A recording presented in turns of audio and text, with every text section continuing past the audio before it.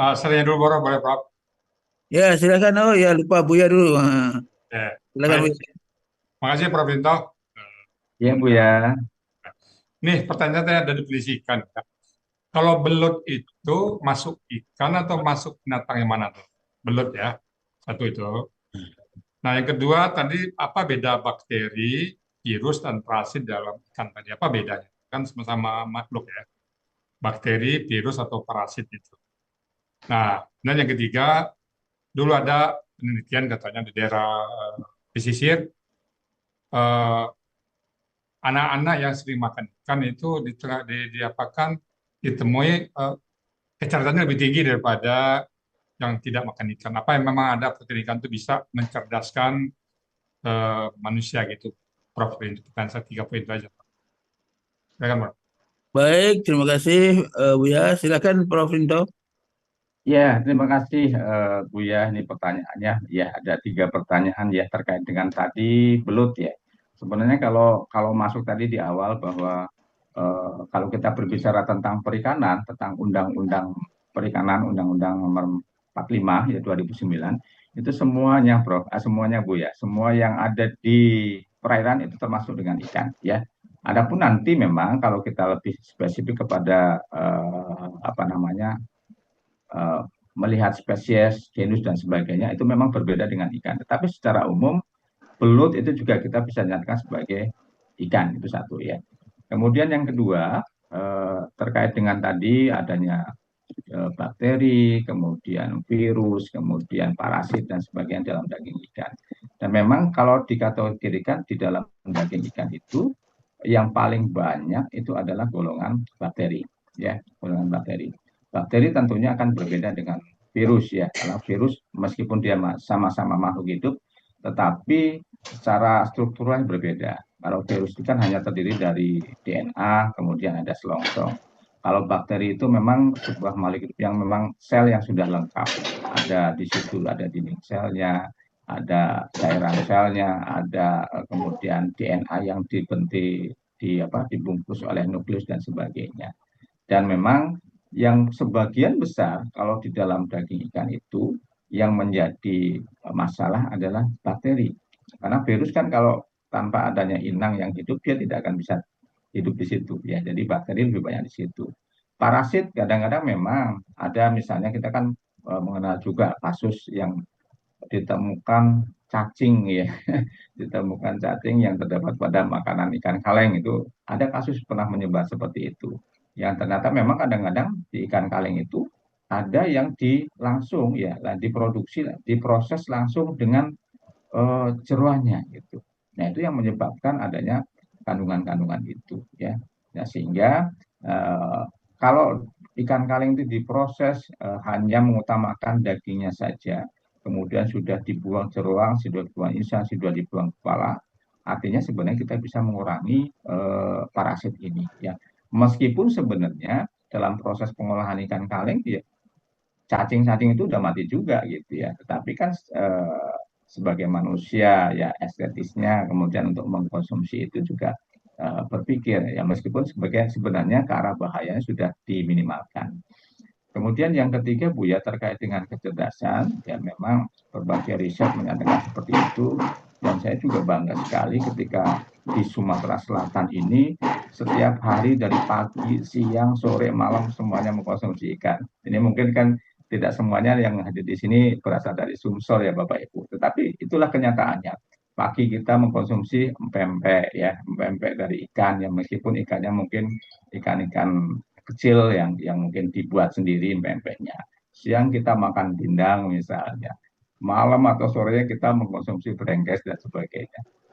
Jadi sumsel itu luar biasa. Nah, oleh karena itu, karena ikan mengandung tadi ada omega 3, ada omega 6, ya ada EPA, DHA dan sebagainya. Itulah yang sebenarnya mensupport dalam pembentukan awal jaringan otak di balita, ya, di balita. Nah, sehingga mempunyai kecenderungan orang-orang yang mengkonsumsi ikan itu akan lebih cerdas, akan lebih sehat ya dibandingkan dengan yang lainnya ya. Saya tidak mau bisa membandingkan dengan daging sapi, daging kambing dan sebagainya karena masing-masing memiliki kelebihan. sendiri-sendiri gitu. Tapi daging ikan itu ternyata seperti itu, memiliki asam lemak omega 3, asam lemak omega 6 dan sebagainya yang memang berfungsi sekali untuk mensupport pembentukan otak, menjaga kesehatan jantung dan metabolisme tubuh kita. Mungkin itu Buya ya yang bisa saya sampaikan. Terima kasih. Banyak Baik, ya. ya. Cukup ya. Nah, cukup cukup Prof. Baik, barangkali tambahan dari saya tentang parasit tadi ya. Memang ada Ya, siklus Prof. tertentu dari parasit, di mana siklus larvanya itu ada di dalam ikan gitu ya. Tidak hanya di dalam jeroannya saja, bisa juga di dalam dagingnya. Untunglah kita hampir semua makanan yang bersumber dari ikan dimasak dengan betul gitu ya, gitu. Nah, berbeda dengan orang-orang lain, misalnya di Jepang dia makan ada udang mentah, ikan mentah dan sebagainya. Maka kasus-kasus penyakit cacing tadi akan timbul pada mereka. Tambahan saja. Baik, barangkali sebelum ke Pak Samsul, ini sudah duluan Ibu Min, nih, ada dua pertanyaan saya lihat ini. Barangkali saya bacakan saja. Assalamualaikum, maaf terlambat masuk Zoom. Mau tanya tentang kandungan ikan yang sudah menjadi ikan asin, katanya. Nah, jadi sudah ditambah garam ya. Ikan tersebut Ya. baiknya untuk dikonsumsi usia berapa? Itu. Kali orangnya usia berapa ya? Nah, kemudian yang kedua dari juga Ibu Min, saya lanjutkan saja.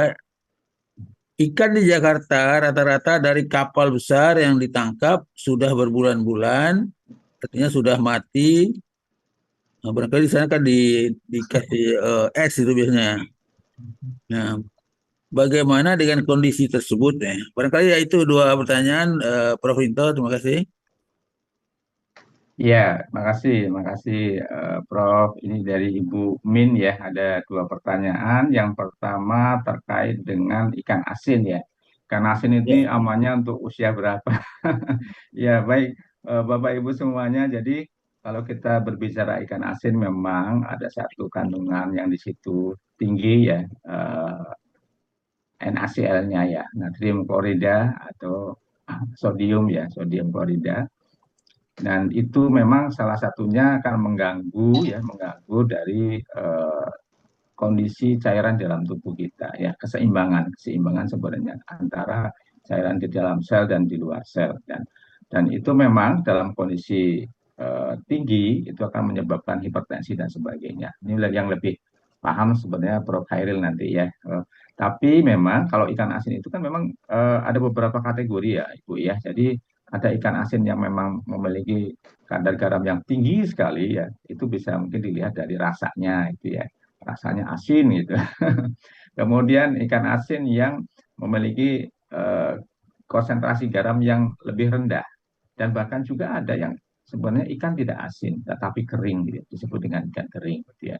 Jadi kalau memang eh, apa namanya senang mengkonsumsi ikan asin ini, ya lebih cocok sebenarnya untuk usia-usia di atas 50 tahun itu sudah menghindari untuk ikan-ikan asin yang memiliki kadar garam tinggi ya, kadar garam tinggi ya, ya lebih memilih kepada ikan-ikan yang tadi meskipun kering tapi memiliki kadar garam yang rendah, yang bisa dirasakan sendiri kalau kita oh terlalu asin ini berarti kadar garamnya tinggi gitu ya, dan sebagainya. Kemudian kalau kita mengandalkan misal oh harusnya misalnya produsen menggunakan garam yang aman gitu. Ya karena namanya juga pengusaha gitu ya, kalau menggunakan garam-garam yang relatif aman dan mahal itu tentunya juga akan menghasilkan produk-produk yang mahal. Nah, sehingga sebagai konsumen kita lebih berhati-hati saja untuk memilih ya, memilih dan memilah mana yang cocok bagi kita. Yang kedua terkait dengan ikan yang sudah di kapal ya, memang penangkapan ikan yang menggunakan kapal-kapal besar yaitu memakan waktu yang cukup lama, bisa sebulan, 2 bulan, 3 bulan dan sebagainya. Ya, tapi dalam kondisi penyimpanan ikan yang misalnya bertahap, untuk pengesan ya, pengesan bisa kalau esnya memang secara keseluruhan menyeluruh bisa sampai dengan 1 minggu bisa tahan di situ. Bisa dianggap sebagai ikan yang masih ikan segar. Kalau menggunakan kapalnya dilengkapi dengan pembekuan, ya tentunya ini akan lebih panjang lagi. Jadi expired date-nya, apa namanya, masa simpan ya, umur simpan dari ikan itu ketika dia beku dengan syarat suhu pembekuannya itu di bawah minus 18 derajat Celcius, itu bisa tahan sampai dengan 1 tahun.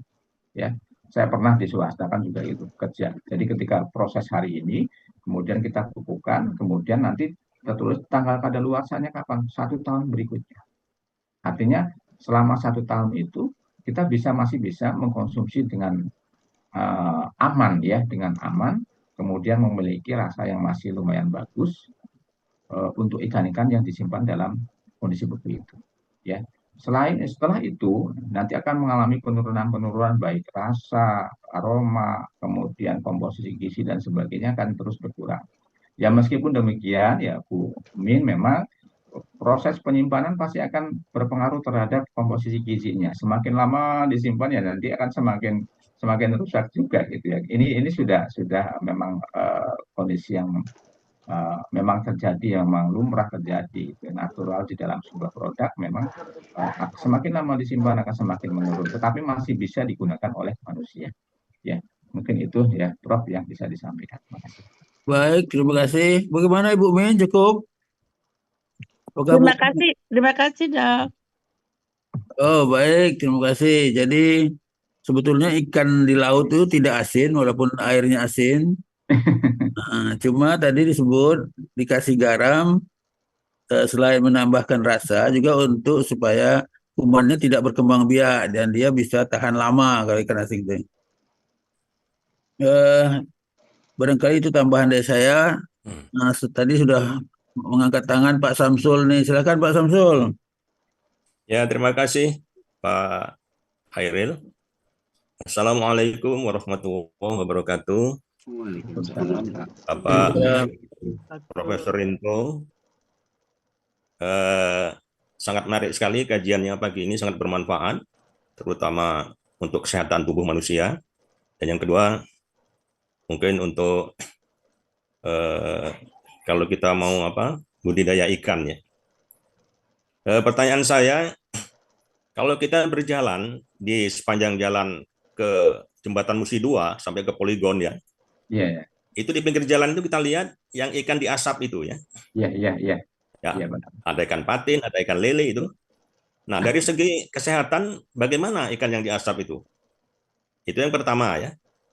Kemudian ikan-ikan yang ada di Sungai Kumring ya, kebetulan di situ ada buangan kilang migas ya, di mana kita tahu bahwa kemungkinan dari buangan itu mengandung fenol, unsur fenol ya. Nah, itu membahayakan tidak kalau ikannya mengkonsumsi fenol tersebut kalau dimakan untuk manusia kan? Kemudian yang kedua, masalah budidaya ikan, Pak Profesor ya. Dulu saya pernah memelihara ikan lele ya kan. Saya buat kolam kurang lebih 8 kali 8 meter, tingginya 1,2 meter. Kemudian saya isi lele sangkuriang dari Yogyakarta itu sebanyak 80.000 bibit kan. Nah, ternyata saya amati, semakin besar ikan itu, semakin banyak konsumsi makanannya dia. Nah, jadi karena waktu itu belum bisa membuat makanan sendiri, kita harus beli pelet, harganya mahal. Nah, itu tidak bisa balik pokok dengan harga peletnya itu. Nah, kira-kira untuk bisa membuat makanan buatan sendiri itu gimana caranya? Itu aja, terima kasih. Wassalamualaikum warahmatullahi wabarakatuh. Waalaikumsalam. Baik, terima kasih Prof. Rinto. Silakan. Iya, makasih Pak Samsul. Ini ada pengalaman yang banyak ini ya terkait dengan ketika berjalan-jalan kemudian melihat di pinggiran Musi 2 ya, saya juga kebetulan dekat tinggalnya di situ. Terkait dengan ikan asap ya, memang ikan asap ini diproses selain pemanasan menggunakan asap. Sebenarnya ada dua jenis kalau kita gunakan Pak Samsul ya, ada asap secara langsung menggunakan asapnya langsung. Yang kedua adalah menggunakan asap cair. Namun memang yang secara tradisional di masyarakat ini masih menggunakan asap yang konvensional. Jadi asap itu langsung dipanaskan, kemudian ditaruh di atas, diasapin, ya, diasapin. Dan memang ini salah satu kelemahannya adalah membentuk sebuah zat yang sebenarnya mirip dengan formalin ya, digolongkan dengan golongan formaldehid ya, formaldehid yang memang ini notabene dalam komposisi yang akan terus menerusan kalau misalnya kita konsumsi secara terus menerus itu akan berbahaya untuk manusia ya. Ataupun kadang-kadang penjual itu misalnya melakukan pengasapan tidak habis, besok diasap lagi dan seterusnya ya, sampai kadang-kadang sampai agak hitam. Nah itu juga yang itu sebenarnya nggak boleh gitu ya, yang nggak boleh. Jadi pengasapan secara berulang ini akan menyebabkan akumulasi zat-zat asap yang menyebabkan karsinogenik dan sebagainya di dalamnya. Dan Apa tadi memang pertanyaan Anda? sih kalau kita misalnya Hubungan diminta autis memilih ya, dengan sekali-kali makan boleh seafood. misalnya mengkonsumsi itu, tetapi tidak secara terus-menerus ya, karena memang Ya, ya. tadi dikhawatirkan mengandung berbagai zat karsinogenik tadi.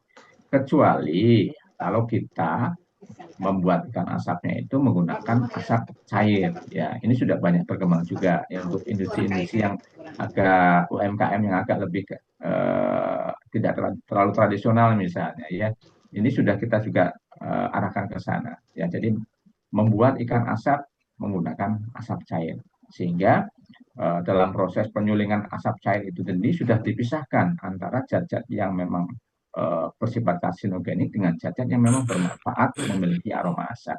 Ya, jadi seperti itu, Pak. Ya, jadi ya silakan misalnya yang senang ikan asap, tetapi tadi jangan terlalu sering-sering untuk mengkonsumsinya itu. Jangan menjadikan menu sehari-hari misalnya. Kemudian yang kedua terkait dengan kandungan fenol ya.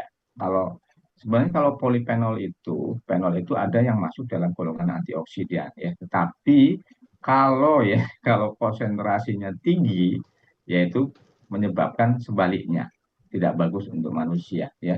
Jadi memang di alam ini ada hal-hal dengan konsentrasi sedikit itu bagus untuk manusia. Tetapi ketika konsentrasinya berlebih, setelah sebaliknya menyebabkan prooksidan atau mungkin menyebabkan oksidasi dan sebagainya. Jadi kalau ya kita lihat dulu berapa kandungan fenol yang ada di situ, kemudian nanti kita lihat bagaimana standarnya, apakah masih berada di ambang batas standar atau di atas itu, Pak. Jadi mungkin bisa dilakukan kalau sudah ada kajiannya, mungkin kita bisa lihat standarnya, kemudian bisa dibandingkan. Dan fenol pun kan juga macam-macam bentuknya sehingga nanti bisa dilihat apakah dia aman atau tidak. Mungkin seperti itu untuk fenolnya. Kemudian yang ketiga ini sebenarnya cocok dengan Pak Muslim kemarin ya terkait dengan budidaya ya. Tapi sebenarnya intinya bahwa ikan lele itu sebenarnya pemakan segala Pak Sam ya.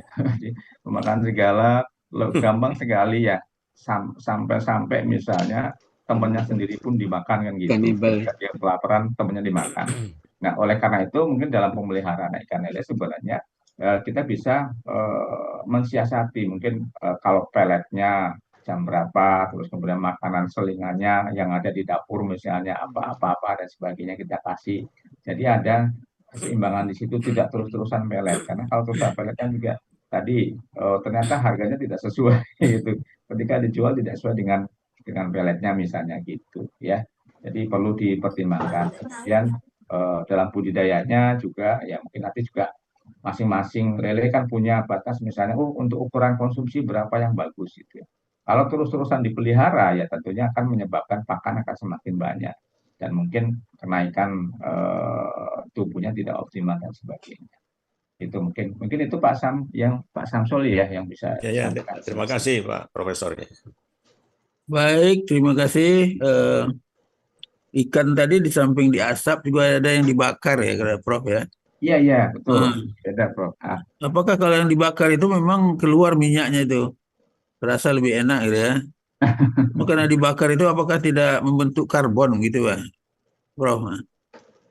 Iya, sebenarnya prinsipnya sama, Prof. Jadi ketika dipanggang kemudian berkontak langsung dengan asap, asap itu menempel di daging ikan, jadi semuanya sama sebenarnya. Prinsipnya gitu. Jadi ada komponen-komponen asap yang memang kadang-kadang menyebabkan tadi karsinogenik yang nempel di dalam daging ikan. Tapi memang kalau di ikan bakar kan intensitas kontak dengan asapnya lebih sedikit ya dibandingkan dengan ikan asap karena asap kan harus memang dia benar-benar diasapin. Jadi komponen yang terkandung di dalamnya itu lebih sedikit dibandingkan dengan yang diasap, yang karsinogenik tadi. Gitu. Baik, terima kasih. Jadi ikan asap, terutama ikan lais saya lihat banyaknya. Iya, betul. Masih ada pertanyaan di kolom chat ini. Saya lihat dari Ibu Fitra barangkali. Assalamualaikum. Waalaikumsalam. Apakah mengkonsumsi ikan kaleng ya, sarden, langsung tanpa dimasak lagi baik bagi kesehatan? Bagaimana dengan kandungan botulinumnya yang dapat dihilangkan dengan pemanasan? Itu dari Ibu Fitra. Jadi ada dua pertanyaan. Silakan, Bro. Iya, ini terkait dengan ikan kaleng ya. Ikan kaleng langsung dimakan. Ya, tanpa dimasak. Biasanya Tanpa dimasak. dimasak ya, tanpa dimasak ya. Baik, untuk ikan kaleng ya dari proses produksinya itu sebenarnya setelah pengalengan kemudian dilakukan pemanasan dengan suhu yang sangat tinggi, suhu retut ya, suhu sterilisasi 121 derajat Celcius selama beberapa menit yang sesuai dengan karakter produknya sebenarnya. Nah, dalam konteks itu tentunya ikan itu sudah mengalami proses pemasakan sebenarnya. Bukan hanya pemasakan, sampai tulangnya pun lunak kan dalam ikan kaleng ya. Ya, betul. Jadi ketika dibuka sebenarnya dia bisa langsung dikonsumsi, bisa langsung dikonsumsi oleh manusia. Tapi memang sih kalau orang-orang Indonesia kan lebih cenderung kepada kalau tidak dimasak gitu ya, tidak dimasak sepertinya kok ragu-ragu mengkonsumsinya. Jadi banyak yang dipanaskan. Tapi sebenarnya ini bagus juga untuk mengantisipasi yang tadi disebutkan bahwa ada apa namanya, misalnya kita khawatir jangan-jangan ada toksin yang terbentuk gitu, ada racun yang terbentuk dalam ikan kaleng. Nah, ketika dipanaskan dengan pemanasan biasa suhu 100 derajat Celcius, kalaupun ada racunnya dia akan hilang. Itu. Makanya ini mungkin tanpa disadari kebiasaan orang Indonesia itu sebenarnya mengantisipasi gitu ya, mengeliminasi adanya kemungkinan-kemungkinan itu ya. Tetapi sebenarnya adanya botulinum, adanya racun botulinum di dalam daging ikan kaleng itu sendiri sangat-sangat bisa dinaikkan 1/1000 gitu, 1/1000 karena dalam konsep-konsep sterilisasi masih memungkinkan ya, masih memungkinkan itu ada, tetapi minim sekali. Nah, ini kemudian diimbangi oleh masyarakat dengan proses pemasakan. Nah, sehingga insya Allah ya ikan kaleng itu aman ya. Mau dimasak dulu boleh, itu. Mau tidak dimasak juga boleh. Tapi dalam pemilihan ikan kaleng pun, mungkin Bapak Ibu, terutama Ibu-Ibu ini harus kita spesifik. Jangan memilih misalnya ikan kalengnya yang gembung misalnya ya. Kalengnya yang gembung atau kalengnya yang karena promo gitu memilih ada yang penyok-penyok dikit. Nah, itu sangat sangat berbahaya ya. Sangat berbahaya kalau nanti ada misalnya mikroorganisme terkontaminasi masuk ke dalamnya, kemudian dia berkembang, cirinya adalah gembung gitu ya. Ataupun penyot kemudian masuk ke dalam berkembang, kita nggak tahu ya, ternyata tidak gembung, ternyata ada botulinum yang sudah berkembang di dalamnya. Nah, harus hati-hati ya. Mungkin itu ya untuk Ibu Fitra ya. Terima kasih. Halo, Ibu Fitra masih hadir? Iya, masih Prof.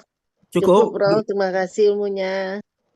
Baik, barangkali kalau dalam kaleng ya, kita tahu bahwa Clostridium itu hidup dalam suasana anaerob itu kali ya. Iya, betul. Jadi kuman yang hidup bertumbuh pada keadaan anaerob. Cuma dengan pemanasan kumannya mati kali ya. Cuma apakah toksinnya juga hancur ya, Prof ya?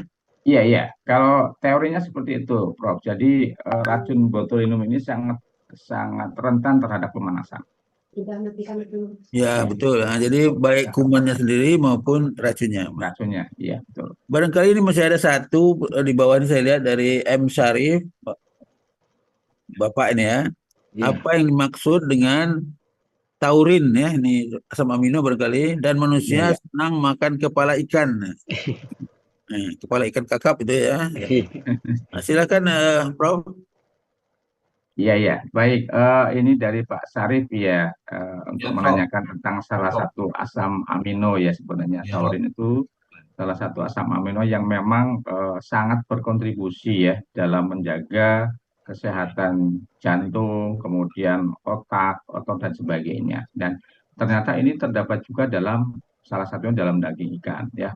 Oleh karena itu ketika kita mengkonsumsi ikan ya insya Allah kita berharap semua zat-zat termasuk di dalamnya ada taurin, ada asam amino ini juga bermanfaat untuk kita semuanya dalam konteks menjaga tadi kesehatan jantung, kemudian menjaga kalau untuk anak-anak untuk pertumbuhan otak, menjaga kesehatan otot-otot kita dan sebagainya. Mungkin itu ya Pak Sarif ya yang bisa disampaikan. Terima kasih.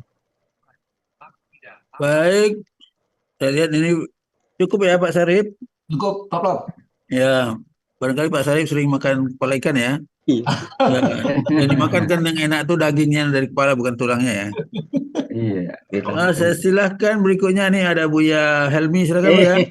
Prof. Makasih Prof. Ini saya dapat pertanyaan titipan nih Prof. Tadi saya ke belakang kan, jadi ada yang bertanya, tolong tanyakan hubungan antara konsumsi makanan seafood dengan penyakit autis. Jadi karena kita tahu Prof, yang makan seafood itu kan orang-orang yang mampu, bukan Mampu, dari ya. kalangan bawah. Jadi kebanyakan penyakit autis itu dari kalangan yang mampu juga. Apakah memang ada hubungannya makan seafood dengan ibu-ibu hamil yang makan seafood dengan anaknya yang autis? Makasih sebelumnya Prof. Prof. CA, Prof. Iya, iya. Rinto. Ya, Baik, terima baik. kasih. Silakan Prof kalau ada datanya. Iya, kalau untuk ke arah autis saya belum bisa menemukan secara pasti ya, karena memang apakah memang autis itu disebabkan oleh komponen tertentu ya, dan mungkin nanti bisa ditelusuri ya menjadi sebuah kajian yang bagus juga ini sebenarnya. Eh, Misalnya kandungan penyebab penyebab autis ya, kalau misalnya dari mulai pembentukan janin dan sebagainya, kemudian apa faktor-faktornya, apakah salah satunya mungkin terdapat dalam daging ikan ya. Tapi secara umum saya belum bisa menjawab ini Iya, ya, karena iya. memang kajian-kajian ke arah sana sepertinya belum banyak dilakukan terkait dengan hubungan antara autis itu ya. Yang memang notabene orang-orang yang mohon maaf menengah ke atas gitu Iya. ya, banyak yang mengalami itu untuk anak-anaknya ya. Ini mungkin sebuah Iya. ini apa namanya pertanyaan bagus juga ya untuk evaluasi kita nanti ke depan. Lebih mungkin Prof Khairil juga di kedokteran kan Yes. ya, banyak mengarahkan ke arah sana mungkin untuk kepada kajian-kajian itu ya. Mungkin itu mohon maaf. Iya, nggak apa-apa, Prof. Ya, ya, ya. Baik, terima kasih.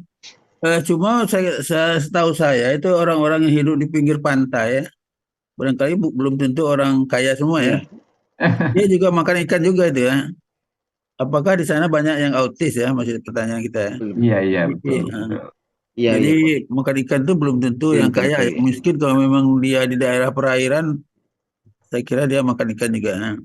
Iya. Baik, saya lanjut ya. Jadi ini masih ada yang raise hand, kemudian barangkali eh, Pak Yufi ya, Yufi Muzar dulu silakan. Ibu tuh, Ya, Prof. Oh, Ibu. silakan Bu. ya, makasih Prof. Izin off kamera. Jadi saya sebetulnya udah nanya di kolom chat tapi mungkin tidak terbaca. Tapi nggak apa-apa karena saya bisa nambah satu pertanyaan lagi.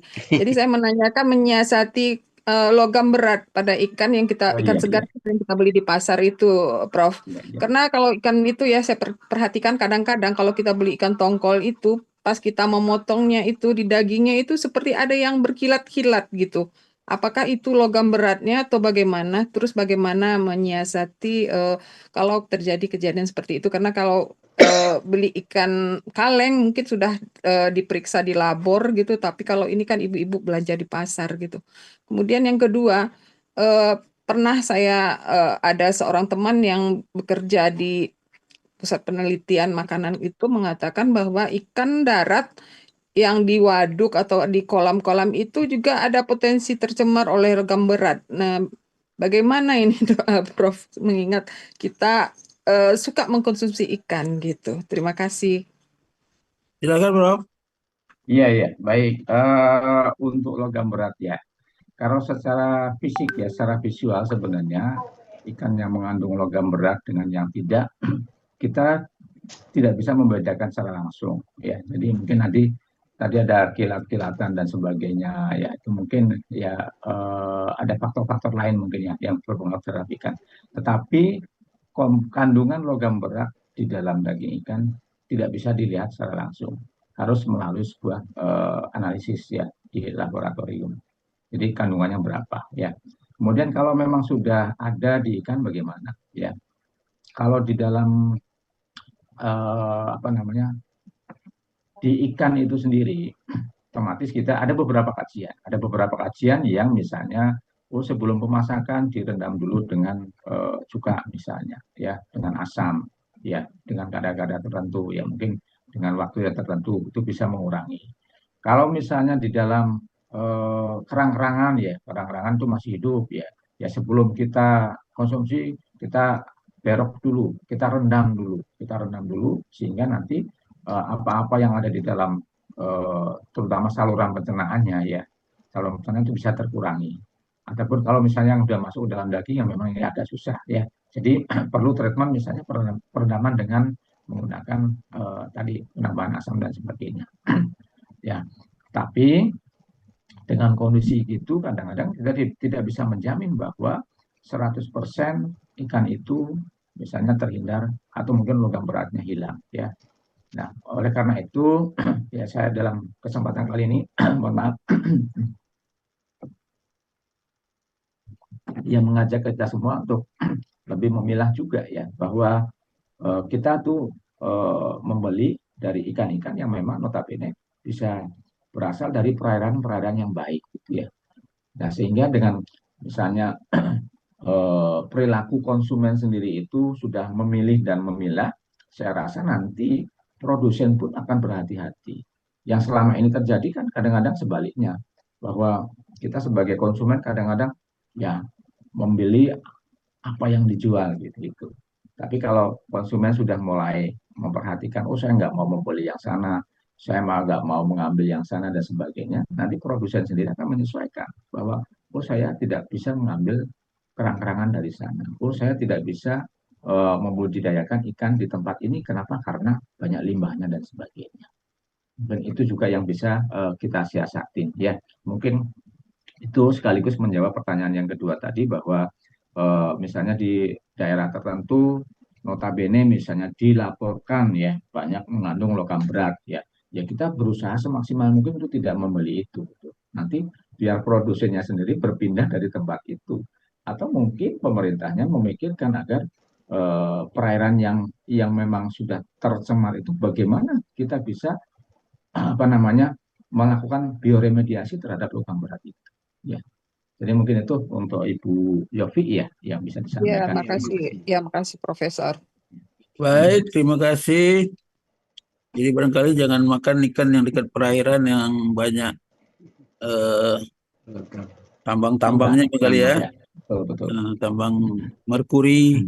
Saya nggak tahu di Raja Ampat itu ada tambang nikel, juga nggak di sana. Ya. Sebelum ke Pak Cocak, ini Pak Joko sudah duluan ya, ada pertanyaan. Assalamualaikum Prof.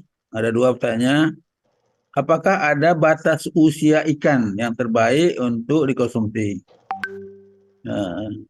Tidak tahu ini usia ikan laut itu berapa tahun ya, kalau panjang-panjang itu. Seringkali kita dengar karena sudah terlalu besar ikannya jadi kurang enak. Itu satu ya. Yang kedua, jika makan ikan laut sering gatal-gatal, sementara ikan air tawar tidak ya. Ini barangkali ada hubungan dengan histamin tadi. Silakan, Bro. Ya, ya, makasih Pak Joko ya. Yang pertama batas usia ikan terbaik untuk dikonsumsi ya. Jadi kalau ini sekarang sudah namanya manusia sudah pemakan segala ya, pemakan segala dari mulai ikan-ikan yang kecil misalnya dibuat crispy gitu ya, ikan nila misalnya itu dibuat crispy sudah dimakan. Bukan hanya ikan misalnya, kambing pun seperti itu ya, Pak Joko ya. Jadi sate kambing muda kan gitu. Ya memang memang di situ kalau dari komposisi gizi ya karena memang daging ikan itu, daging ikan, daging hewan dan lain-lain itu pada saat pembentukan awal dia memang dia sudah komposisinya sudah ada ya. Jadi dari proteinnya, lemak, kemudian mineral, vitamin ya, karena untuk ikan itu sendiri hidup kan juga membutuhkan itu. Nah, sehingga kandungan gizinya sudah cukup juga untuk manusia. Cuman memang kalau usia berapa itu ya, usia berapa dari kecil kan memang kalau ukurannya kecil berarti kita harus mengkonsumsi yang banyak. Nah, kemudian sampai batas kapan misalnya? Oh, ternyata memang setelah dia misalnya konsumsi itu kan kadang-kadang ukurannya yang size bagusnya itu misalnya sekilo isi 5 misalnya gitu ya, 200 gram, 300 gram itu size yang konsumsi. Dan di situ memang kadang-kadang orang menyebutkan untuk ikan lele misalnya, oh rasanya lebih gurih, rasanya lebih enak ya. Mungkin itu semakin lama dia hidup ya tentunya kandungan atau mungkin komposisi yang ada di dalamnya juga berbeda-beda ya. Kalau misalnya dia semakin hambar ya kemungkinan bahwa tadi asam aminonya misalnya yang menyebabkan rasa menjadi gurih, rasa menjadi enak itu lebih rendah dibandingkan dengan yang lainnya.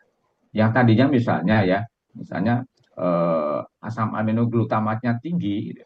Tapi seiring dengan waktu pertumbuhan badan, karena dia harus juga mensupport hal-hal yang lainnya, ternyata glutamat itu tidak terlalu dipentingkan ya dalam proses pertumbuhan misalnya, sehingga dia konsentrasinya lebih rendah dibandingkan dengan asam amino lain, sehingga mungkin menyebabkan pengurangan rasa dan lain-lain gitu. Jadi untuk rasa. Kemudian yang kedua, jika makan ikan laut sering gatal-gatal, sementara untuk ikan air tawar tidak ya. Ini tadi yang disebutkan Prof. Khairil, yang memang ini lebih cenderung kepada histamin. Histamin yang terbentuk oleh perombakan asam aminohistidin. Dan ini sebagian besar itu terdapat pada ikan laut yang memiliki daging merah. Di antaranya apa? Ikan tongkol, ikan tenggiri, ikan tuna, ikan kembung, ya, ikan sarden. Nah, jadi mereka memiliki daging merah, di dalamnya dia banyak kandungan lemaknya. Kemudian kenapa banyak kandungan daging merah? Karena memang sifatnya yang beruaya, berpindah-pindah. Kadang misalnya lahirnya di Indonesia, nanti beruaya ke laut Jepang, ke laut Cina, ke laut Hindia Belanda dan sebagainya. Dia bergerak terus, nah sehingga membutuhkan energi yang besar. Kandungan energi yang besar itu dicirikan misalnya dengan tadi kandungan daging merah, dan ternyata dalam daging merah itu banyak histidinnya yang notabene nanti akan bisa berubah menjadi histamin jika penanganannya tidak baik ya. Mungkin itu Prof ya. Makasih. Baik, Pak Joko bagaimana? Masih ada Pak Joko? Terima kasih, Prof. Cukup, Prof. Makasih. Baik, terima kasih. Jadi tadi disebutkan adanya histamin yang pada keadaan tertentu menyebabkan gatal. Cuma yang lebih berat itu adalah diare akut ya, Prof Oh ya. iya, Diare akut.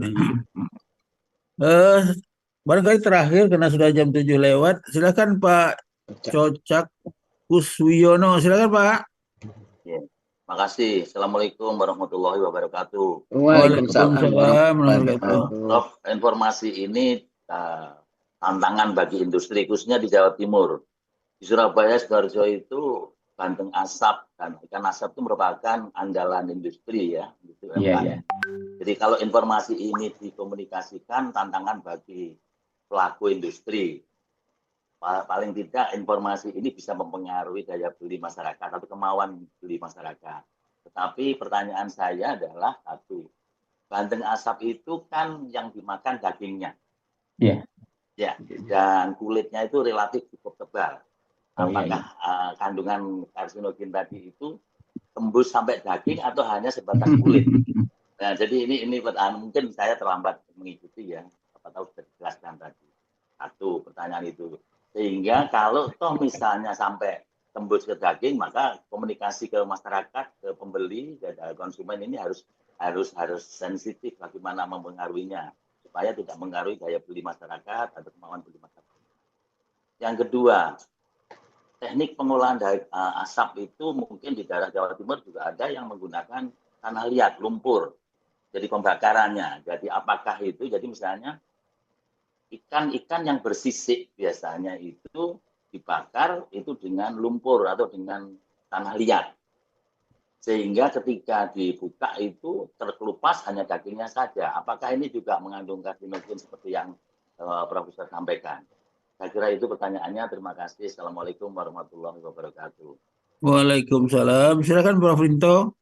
Iya, baik. Jadi memang kadang-kadang informasi sensitif ya, Pak Cocak ya. Jadi terkait dengan apa hal-hal negatif yang memang kadang-kadang ya disebabkan oleh produk-produk tertentu ya. Tapi memang dari segi apa namanya informasi memang ya apa adanya kita harus sampaikan bahwa di proses pengasapan memang ada hal-hal yang dimungkinkan timbul ya, efek negatif yang dimungkinkan timbul ya. Jadi bisa tadi disebutkan karena memang misalnya pengasapannya secara berulang-ulang ya, pengasapannya secara berulang-ulang sehingga oh ini pada saat dijual kemudian belum laku diasapin kembali ya. Kalau proses pengasapannya itu dilakukan secara misalnya satu tahap pengasapan kemudian dikemas kemudian dijual dan sebagainya, ini juga sebenarnya sudah melakukan eliminasi. Jadi mengeliminir komponen-komponen karsinogenik yang ada. Nah, kalau itu dilakukan oleh masyarakat Jawa Timur, saya rasa akan jauh lebih baik. Yang kedua tadi mungkin bisa ditawarkan tadi penggunaan asap cair ya, yang memang sebenarnya kalau asap cair itu secara komersil sudah banyak juga dijual belikan. Kemudian yang kedua mungkin kalau mau membuat sendiri kan tinggal melakukan proses penyulingan ya, penyulingan kemudian dipakai asapnya saja. Nah itu juga akan lebih cenderung kepada apa namanya meminimalkan tadi karsinogenik atau mungkin bisa menyebabkan hilangnya zat karsinogenik penggunaan asap cair.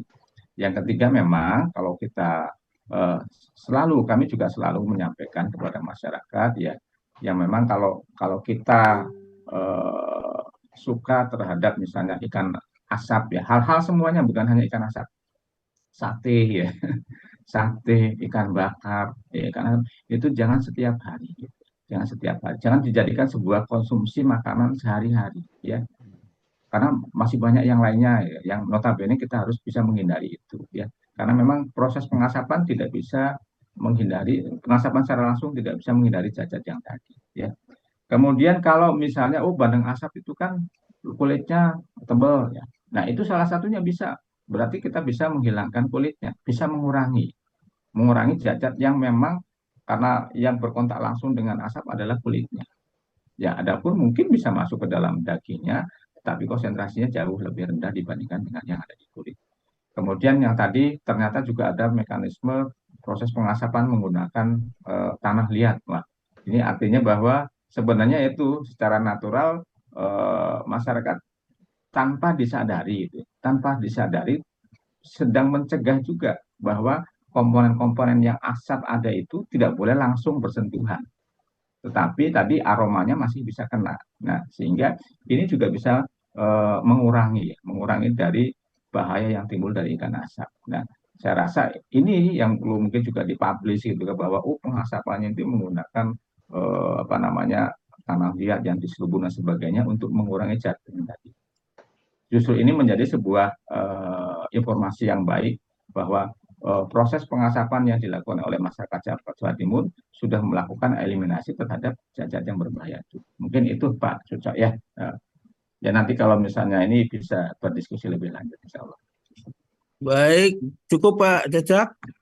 Cukup Prof. Tadi yang Alhamdulillah. satu yang belum sejauh mana kulit bandeng dan kulit ikan bersisik itu kan tebal.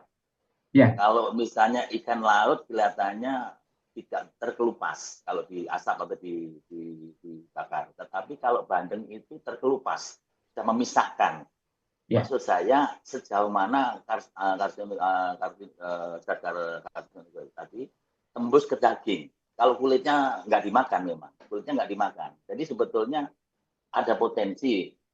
Beranikah kita menjelaskan bahwa meskipun diasap karena kulitnya tidak dimakan, maka sebetulnya kadar yang dimaksudkan tadi relatif tidak menyentuh.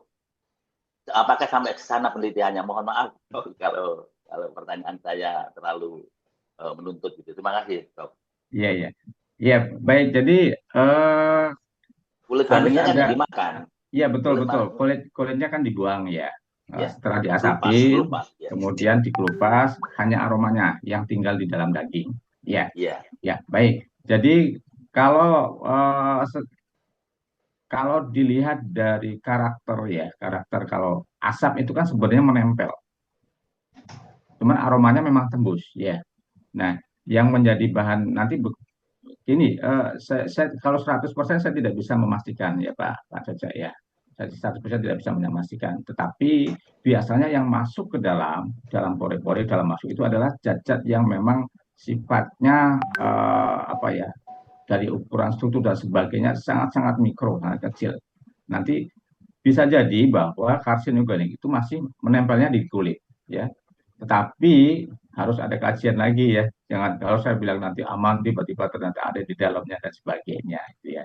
Tapi kalau dilihat dari karakter zatnya formaldehyд itu bisa jadi dia hanya menempel di kulit ya. Adapun nanti mungkin apakah sampai masuk ke dalam atau tidak, saya belum bisa memastikannya pada hari ini ya. Terima kasih Pak Caca ya. Baik, terima kasih. Jadi bicara tentang ikan sali, kalau di Palembang namanya ikan sali. Memang kebanyakan ikan yang dipakai adalah ikan yang tidak bersisi ya. Cuma waktu dimasak, kulit dan dagingnya dimasak ya. Ya kalau di Palembang ya. semuanya apa? Iya. Nah, cuma diharapkan barangkali jangan dimakan kulitnya, dimakan dagingnya saja. Baik, barangkali tidak ada lagi pertanyaan dan sebagainya.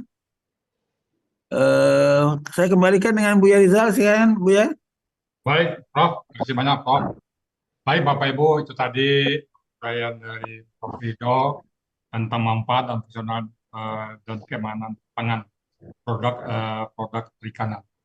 Semoga apa yang kita bicarakan semua tadi mendapat ridha dari Allah Subhanahu wa taala dan menjadi pahala kita semuanya. Jadi itu kami ucapkan banyak terima kasih kepada Prof. Rinto yang sudah berkenan hadir di Zoom ini. Jadi itu kami memberikan sebuah piagam perhatian kepada Prof. Atas partisipasinya sebagai narasumber pada kajian tematik online dengan judul Manfaat Fungsional dan Keamanan Pangan Produk Perikanan. Mudah-mudahan Prof. Rinto kalau ada waktu lagi bisa berkenan hadir lagi dengan tema ikan mungkin yang lain lagi ya. Insya Allah, Dan ya. Pak Sam Suryadi kami ucapkan terima kasih banyak atas bantuannya Prof. Alasannya. Terima kasih ya Prof. Rinto ya. Sama-sama Bu ya. Kemudian kepada Prof. Syah yang selalu menjadi pendamping kita sebagai moderator, semoga apa yang Prof. Sampaikan tadi juga tetap dapat pahala dari Allah SWT. Terima kasih Prof. Syah ya. Ya, sama-sama Bu ya. Dan kepada Pak Abdurrahman, terima kasih banyak Pak Abdurrahman atas bacaan surat Al-Qurannya, surat Al-Maidah ayat 95 dan 96. Semoga yang membaca dapat pahala dari Allah SWT. Ya, baik terima Bapak Ibu, kasih. yang tadi yang dapat diberikan, semoga kita selalu dalam Allah. Dan saya kembalikan kepada Prof. Syah untuk bicara. Silakan Prof. Baik, terima kasih. Alhamdulillah acara kita pada hari ini sudah selesai. Mudah-mudahan sangat bermanfaat. Kita mendapatkan pahala dari Allah SWT. Cuma jangan lupa di Padang juga ada namanya makanan yang dari ikan laut ya. Yang bulat-bulat warnanya kuning itu apa itu namanya itu? Salalawak ya. Salalawak itu ya. Jadi saya mohon maaf ada hal yang tidak berkenan dalam memandu acara pada hari ini. Baiklah kita sudahi acara ini dengan membaca Subhanakallahumma wa bihamdika asyhadu an la ilaha illa anta astaghfiruka wa atubu ilaik. Assalamualaikum warahmatullahi wabarakatuh. Waalaikumsalam warahmatullahi wabarakatuh. Terima kasih Prof. Terima kasih Prof. Ya, sama-sama.